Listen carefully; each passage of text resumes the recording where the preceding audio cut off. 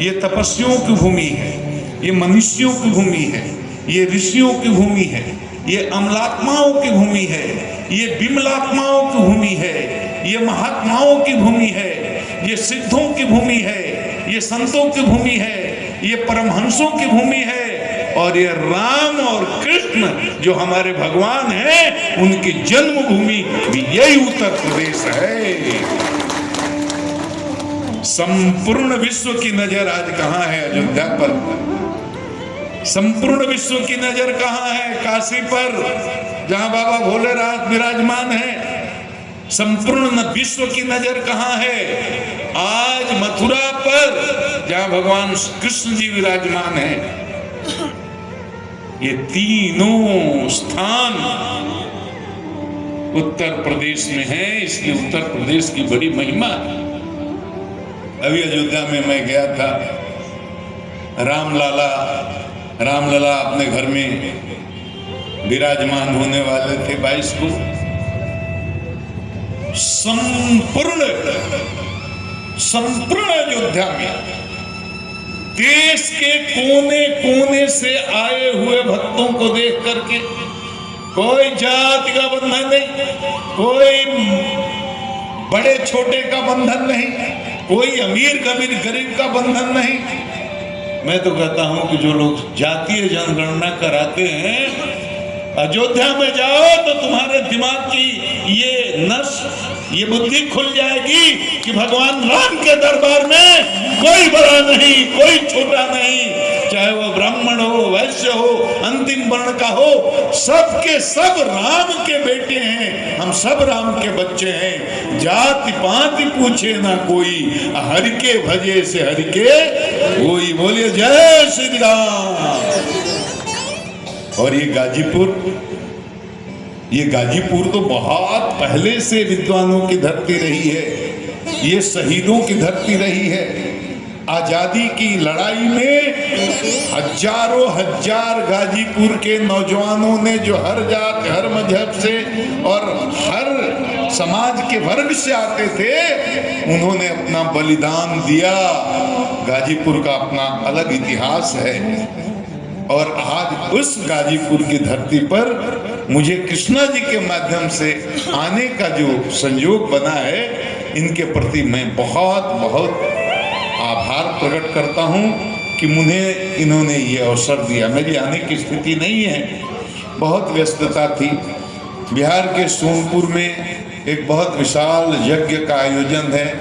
25 तारीख से उसकी कलश यात्रा है, 5 मार्च तक ये यज्ञ चलेगा। उसमें इतनी व्यस्तता थी। और उसके पहले मैं उत्तर प्रदेश के देवरिया के पास कुशीनगर जिले में 21 तारीख तक कथा कर रहा था, तो स्वास्थ्य भी अनुकूल नहीं था। लेकिन कृष्णा जी का आग्रह हुआ तो मैं आया। इनके काम के बारे में बताने नहीं आया, इसके बारे में बहुत चर्चा हो गई, आप जानते हैं। मैं यही कहना चाहता हूं, बेटा अब शुरू कर दिया है, रुकना मत, क्योंकि अच्छा काम करने में बहुत बाधाएं आती हैं। लोग कहते हैं अच्छा काम करोगे तो क्या होगा? अरे अच्छा काम करोगे, पहले आलोचना होगी, पहले लोग हंसेंगे, तुम्हारा मजाक उड़ाएंगे, फिर भी नहीं मानेंगे। अच्छा काम करते जाएंगे तो फिर आलोचना होगी। अच्छा, आलोचना के बाद भी नहीं मानेंगे और अच्छा काम करते ही जाएंगे तो विरोध होगा। अच्छा, विरोध के बाद भी नहीं मानेंगे, अच्छा काम करते जाएंगे तो सुनो, देश का इतिहास, दुनिया का इतिहास ये कहता है कि बहुत अच्छा काम जो करेगा उसको सुकरात की तरह कभी कभी जहर का प्याला भी पढ़ना पड़ता है और फांसी के तख्ते पर भी ईसा की तरह झूलना पड़ता है। लेकिन कोई हो माई का लाल जो देश के लिए, समाज के लिए हंसते हंसते जहर का प्याला भी पीने को तैयार हो, और जरूरत पड़े तो अपने लिए तो कुत्ते भी जीते हैं, कीट पतंग शुक्र कुकर भी जीते हैं। जो समाज के लिए जिए उसी का जीना जीवन है, बाकी कोई जीवन नहीं है। इसलिए कृष्णा जी को मैं ये कहूंगा कि चल पड़ा है कारवां तो बीच में रुकना मना है। चल पड़ा है कारवां तो बीच में रुकना मना है। विघ्न पथ को लांघना है, हारना झुकना मना है। हार ना झुकना मना है। ये अच्छा काम है, करते रहिए। समाज के हर वर्ग से आपको आशीर्वाद मिलेगा। और अभी अगर आशीर्वाद में कोई कमी आपको दिख रही हो तो इससे हतोत्साहित, इससे निरुत्साहित, इससे अपना मनोबल गिराने की कोई जरूरत नहीं पड़ेगी, पड़ने भी नहीं चाहिए। क्योंकि समाज बहुत धीरे धीरे धीरे धीरे धीरे परखते परखते परखते परखते परखते आपके संघर्ष को देखते देखते देखते तब अपने हृदय स्थल में आपको स्थापित करता है। इसीलिए मैंने कहा कि काम शुरू किया है तो काम आगे बढ़ना चाहिए। इसमें हम लोगों की जिस तरह की सेवा की आवश्यकता हो, आशीर्वाद की आवश्यकता हो, अक्षांश जी ने तो कह ही दिया, इस काम को देश के अन्य कोने कोने में ले जाने का वो काम करेंगे।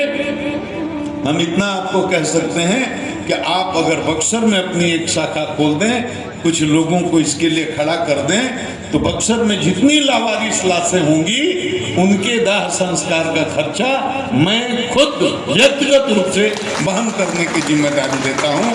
आप वहां व्यवस्था संभालिए और जो राशि खर्च होगी वो मैं दूंगा। और आपको आशीर्वाद दे करके, क्योंकि मुझे 4:30 में गाड़ी पकड़नी है, इतना ट्रैफिक जाम है कि मैं गाड़ी से चलूं तो 2 बजे सुबह तक भी सोनपुर नहीं पहुंच सकता, बड़ी मुश्किल से पहुंचा हूं यहाँ। तो मैं यहाँ से अब ट्रेन ले रहा हूँ तो मुझे अब निकलना पड़ेगा। तो भोजपुरी में हम आशीर्वाद देता नहीं कृष्णा जी के बेटा। अच्छा, ये उर्दू का एक शेर है, सुने होंगे आप लोग, खुद ही को कर बुलंद इतना कि हर तदबीर के पहले।